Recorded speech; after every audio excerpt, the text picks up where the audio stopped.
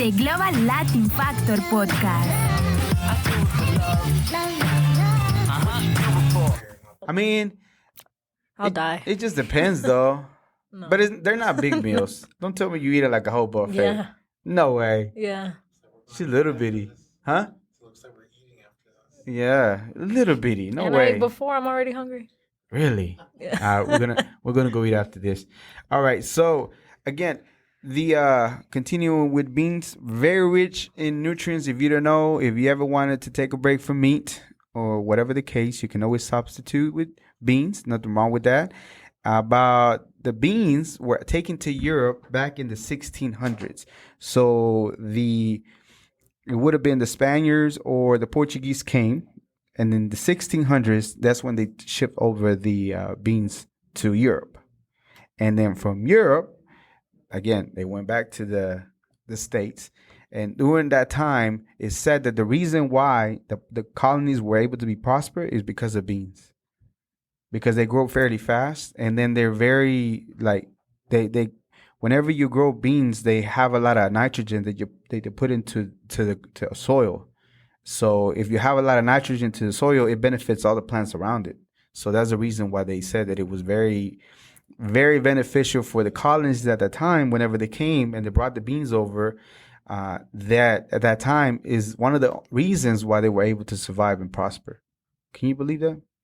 That's pretty cool. I think it's possible because a lot of the times, a lot of the plants that they had, I mean, from what I remember from school, like there's a reason why we had. Well, they sold that Thanksgiving happened or whatever, but they were going through some hard times. You know, it wasn't the nicest times ever. And then somehow they had to find food, and eventually beans were the ones that kept them going for some time. Which, again, a lot of fiber, protein that you don't need to eat a lot of. And they're gluten-free for all the people that are gluten-free. You know what I mean? So, awesome. So I talked about the podcast last time. You know how they say we can't ever find the perfect diet, or everybody's like they're trying to sell a diet, whether it's the keto diet, the paleo, and whatever the case. You know why I think? There's so many. Yeah. Why do you think that is? I'm not sure. I've never really looked into it because I definitely don't need to be on the diet. So I have a lot of theories, right? I do have a lot of theories. I think some of my theories are going to take off and going to be proven factual one of these days.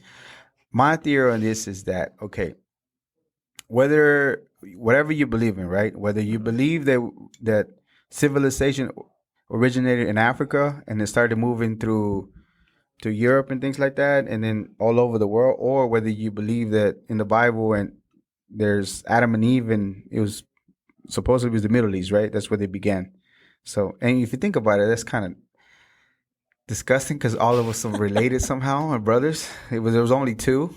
Then eventually they had to. That's what happens to animals, you know that, right? They mate amongst each other and then they just keep populating. And then, Yeah. But I'm just saying, if it was only two of them originally, then you know what happened. We're all related. They're all related somehow, some weird way. Very, very far distant. But anyways, so back to my theory. So what I think is happening is that, okay, so whatever theory you believe or whatever belief you believe there, whether it was from Africa or the Middle East, and if you keep spreading people over from different countries and continents, then eventually their type of diet was different. And then they keep spreading in different places, you know. So let's say for myself, let's say if I'm Mexican, for all I know is I'm Mexican. But I feel like for whatever reason, I have some Asian in me. And, you know, you can see I might be a little chinito. But maybe not so much European blood in me. And a lot of the times, Asians and Africans, they really don't accept milk that like that because they didn't used to consume milk. It was mostly a European thing. So if you don't have that gene of the European side, then most likely you're going to be lactose intolerant. You know what I mean? So all those things, little pieces add up. So whatever you are now, you just literally have to trace all your ancestry back to wherever the heck you came from to really know what are you able to eat or not. And we don't have a test like that. I know they have ancestry. Have you ever seen those ancestry tests? Yeah. Have you ever saw considered? One today. I don't know. Why? You scared to know you're gonna be? No, I don't. I wouldn't believe it. Why? Because there's no way ancestry. They don't know me. I think they know up to. I think they're limited still right now, and I don't trust them yet because they are too. They don't have enough regulations that they can do whatever they want with your DNA once you provide it to them. That's true too. So they can make a twin, or they can make something else. The government's out to get us already. I don't know if it's the government. They're actually a separate entity, but at the same time, I wouldn't trust them with my DNA because I don't know what they're gonna do with it. Can you imagine? All of a sudden, myself one day. Yeah, all of a sudden, like, what the heck? Like you, Lady Gaga. Like what? Yeah, I don't trust them. But it is kind of interesting to know where, like for me, I would. My dad doesn't. He's not very interested because I told him I brought it up. I wanted to just do it, and he's like, who cares? You should do it and then put it on an episode.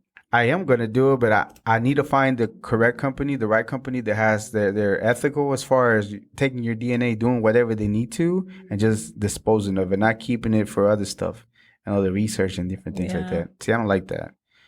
And I think there is some company I just need to do more research. But if I do it, I will go through the whole thing. I'll share it with all my families. But you know what? Okay, so you know what I'm afraid of, and it's not like a fear, but it's a concern. So where I'm from, it's a small town.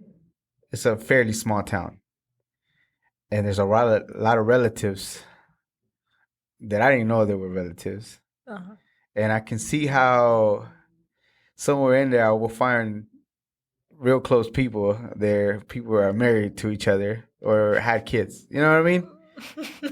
Yeah. So yeah, I'm concerned with that. One of my cousins wants to do it, and I told her, like, okay, if you want to do it, go ahead. And I told her the spiel about, they're selling they do whatever they want with your stuff, so just be careful. But get ready for whatever you discover within there, because you might be shocked to find something, especially, again, coming from the little bitty town that we're from. You'd be like, yeah, what? That's my uncle. Uh-oh. That's my cousin. What? I'm telling you. You don't think that will happen? Probably. So you see. If it is a small town. You don't risk that because you were born here in Dallas. And unless something funny happened with your family and nobody talks about it, then maybe you're good. But for me, I think there's something. Yeah. But you know what I will find? I find for me, like, what do you know as far as how far back do you know in your family? Pretty far because I always tell people I was born late. So my grandma, not my great grandma, but my grandma, she was 95 years old. Right. So she was born in 1895. And she made it all the way to 2002 when I was 12. Wow. So I didn't get to know her that well, but I could say that I knew someone from the 1800s. So how old was she? She was almost 107. Golly. So if she was alive today, she would have been in her 120s. Yeah. The max they found that we can live is 135. Oh, wow. Yeah. I think I'm going to try that. That's what they said. Me too. Let's see who gets there first. I thought 80 back in the days, but I think I'm shooting for more. But I want to be at least 100. You know what they're moving to now, right? As far as mortality and things like that. They're trying to put our whole minds into a chip. Oh, I heard that. Keep us alive like that. Do you want to live forever, really? You don't want this to end? Just till I'm 100. I thought the idea of being a vampire was pretty cool. But then after a while, I'd be like... But they kill people. Yeah, they do kill people.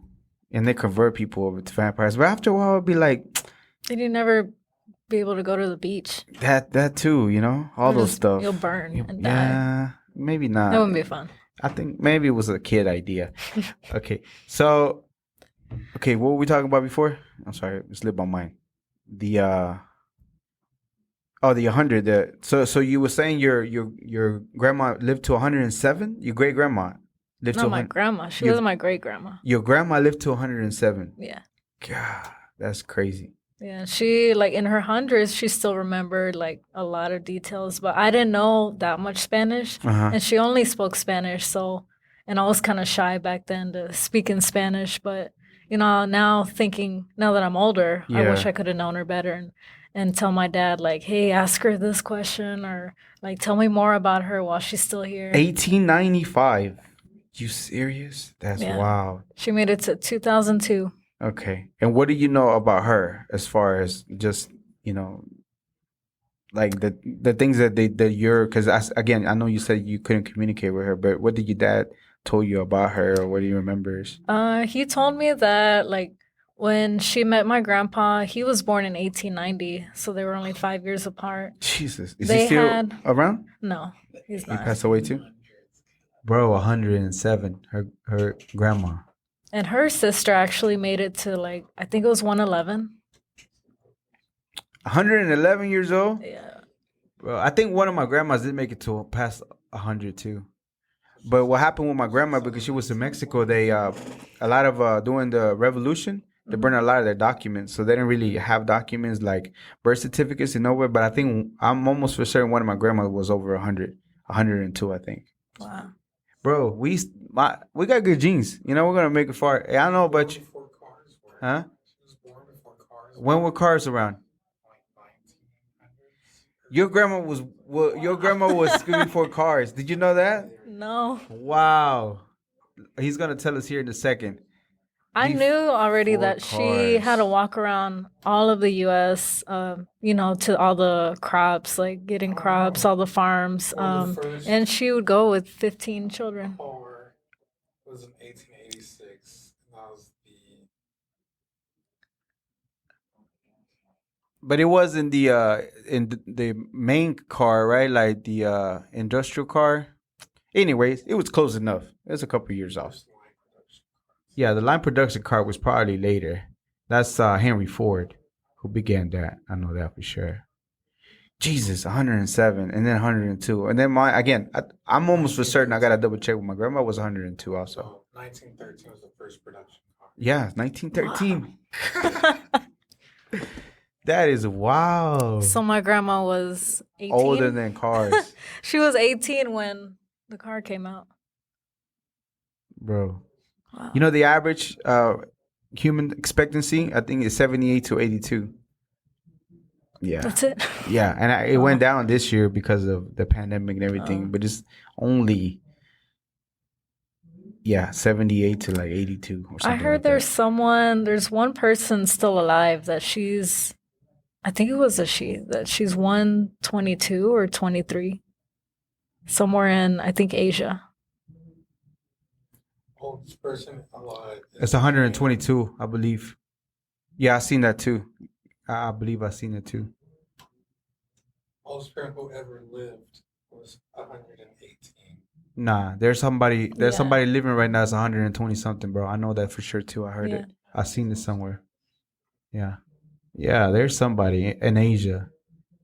From Japan. So, if I'm not mistaken, according to, if you interpret however you want to interpret the Bible, there's certain people that were lived up to like 200, 500 years old. I'm going for 115. I'm going for 125. You know what? Screw him. I'm just going to get a chip. Transfer my memory over to an AI. Forever. And that's it. I'm going to live to whenever my battery runs out. Okay, so what else did you know about your family? Your grandma. That's pretty cool, though. 107. Yeah. What else did you know about your family? I know that her and my grandpa, they went around to many fields. Collecting crops, you say, right? With all their kids. 15 kids? Yeah, can you imagine 15 kids and no car? My grandma had 12 kids, so I can imagine. That's back in the days. Imagine. Now these days, people think 4 is a lot. My grandma had 12 kids. Carlos on his way. Bless you. Carlos on his way. He has 4. He almost has You have 2 kids or 4? 2 kids? You only have 2 kids? Well, I thought you had 4. I don't know why I thought you had 4. You're falling behind, bro. You need to step it up. Snip. I can't do it. I can't be a man. Anyways, that's a different conversation. All right. So, and they went all in the U.S., all around the U.S. Yeah. So they were from here then? They were from the U.S.? Yeah, my dad's side, they always told me that they were here, but they never left Texas since it was Mexico. Yeah. But I was like, technically, we're from Mexico because Yeah. It was Mexico. But there's always a debate on that also. Like your family debate? Like, okay, so what's the debate? If we're like Mexican from Mexico. Because some say like, well, we were already here. I'm like, yeah, but here wasn't always here. It was Mexico. Well, your grandma lived during that time when it was still Mexico. Oh, yeah. So she was Mexican. Now, anybody, okay, so the way that I look at it, it would be like up to the point when it was Mexico, when the U.S. hadn't taken over. If you were born there, it's Mexico. Whether it was here in Texas, geographically, but technically in the record books, it still says Mexico. You're from Mexico. But once the U.S. cheated Mexico out of Mexico, then it became the U.S. So if you were born here, even though previously before it was Mexico, you technically are now an American. And they might want to go with that because if somebody gets a hold of an idea, like if you were born here and it was technically Mexico, then you're Mexican, so you need to go back to where you came from. I'm just saying. So they might want to say, yeah, it's U.S. Yes, sir. Well, Yes, sir. I watched the movie. I talk about the movie often because I think it's really good. Mi Familia, have you ever seen it? Mm-mm. It's on YouTube. It's for free. It's starring Jennifer Lopez way back in the days, one of her earlier roles. I gotta watch it. Yeah, and the guy from Friday, the Joker, the one with the mini, no more locked doors guy, him, starting him. So that was way back in the beginning.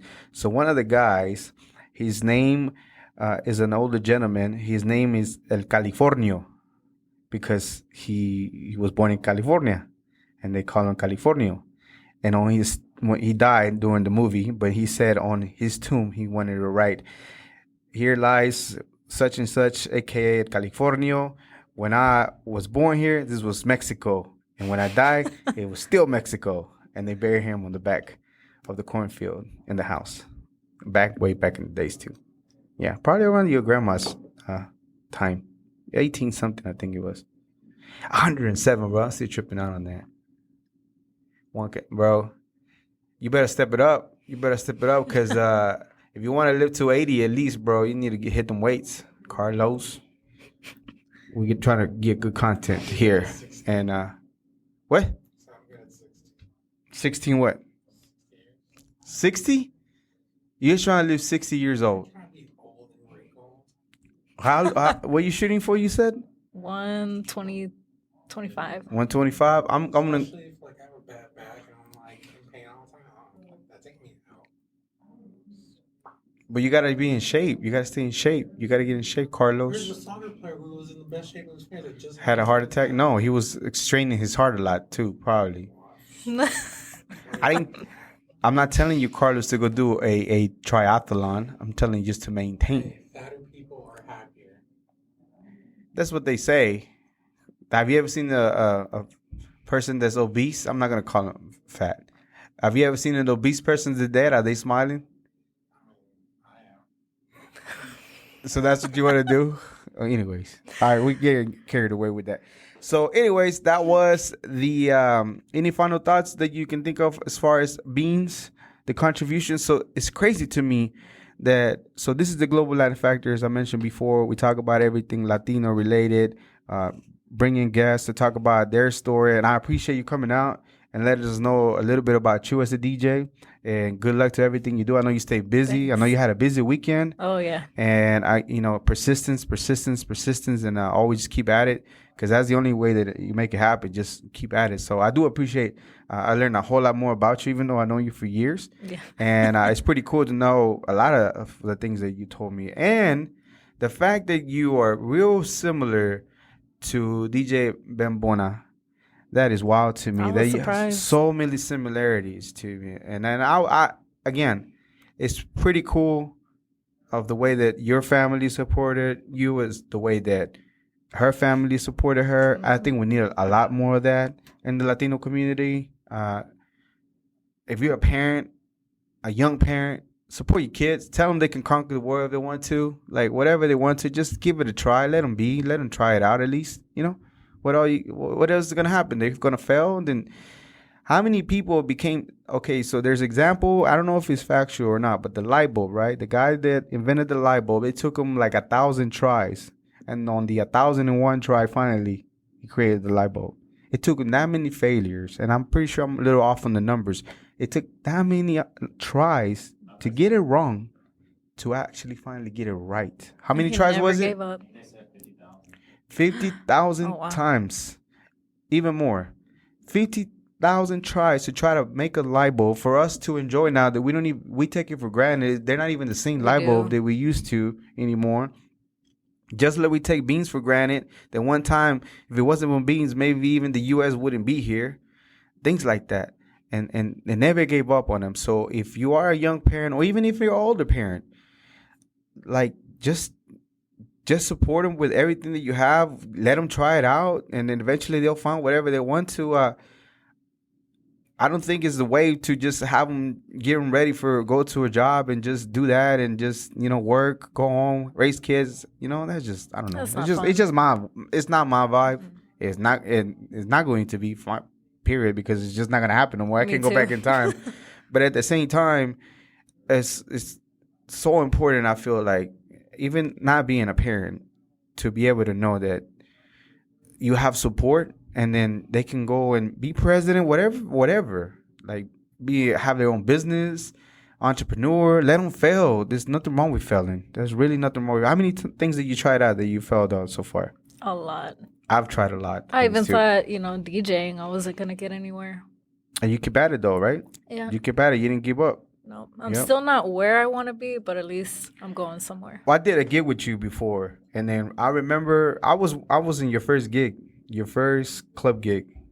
I was there at your first club gig. I remember that. And then from that time that I met you years ago to the last time that I did a gig for you, that I MC for you, or having equipment and having everything, you came a long way. You know what I mean? Because a lot of DJs, and I'm going to have another DJ later on, but a lot of DJs don't understand that it takes investing in yourself, getting equipment and getting things ready. So that way you can go into the next and staying persistent and continue working on your craft. What does it mean about working on your craft, right?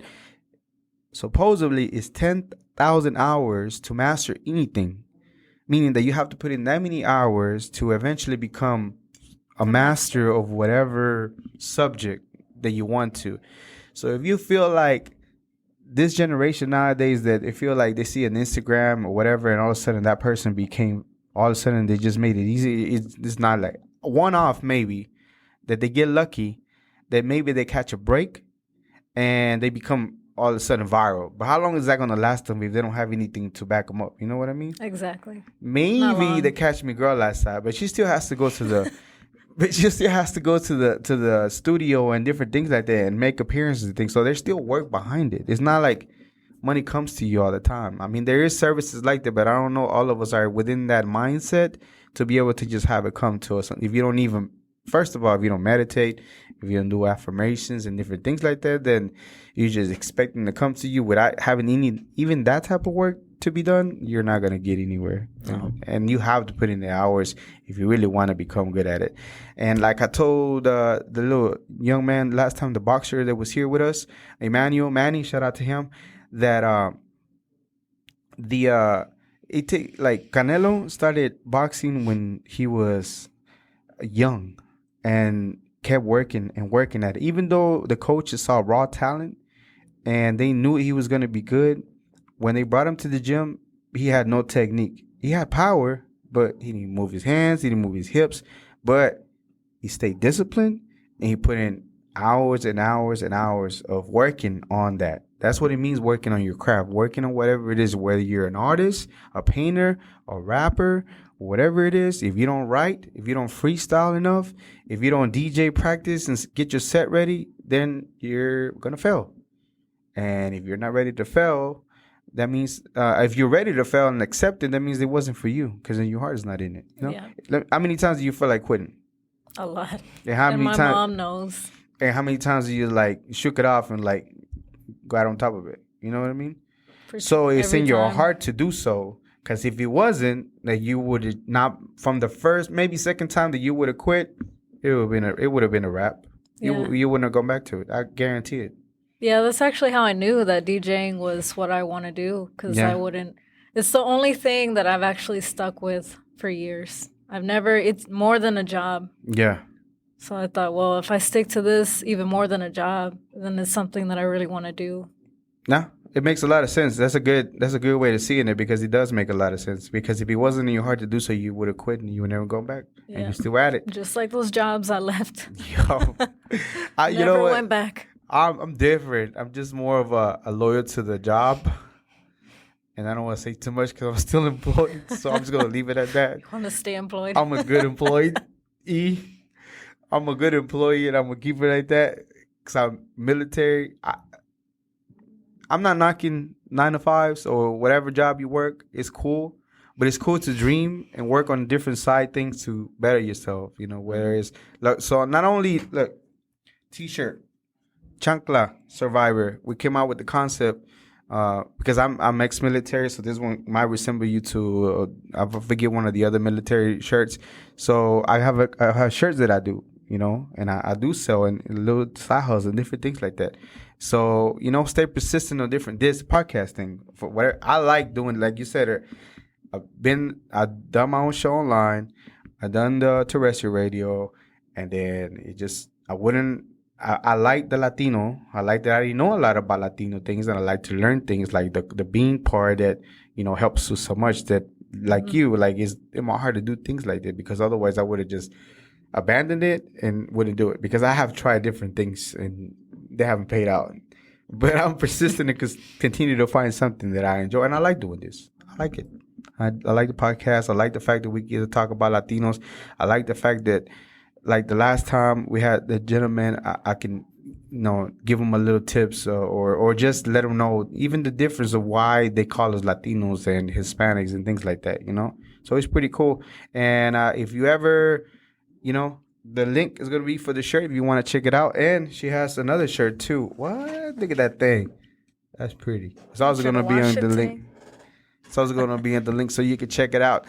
And real quickly, where's all your social media? Where can they find you? How can they book you? I'm usually on Instagram, which is DJ_Virah, VIRAH, or on Facebook. Just look up DJ Virah. Yep, you'll find her everywhere. Most of the time on a gig that we have. Got more coming up. Yeah, we have more gigs coming up. All right. So this is the Global Latin Factor podcast. And remember, we are just like you. We're just people.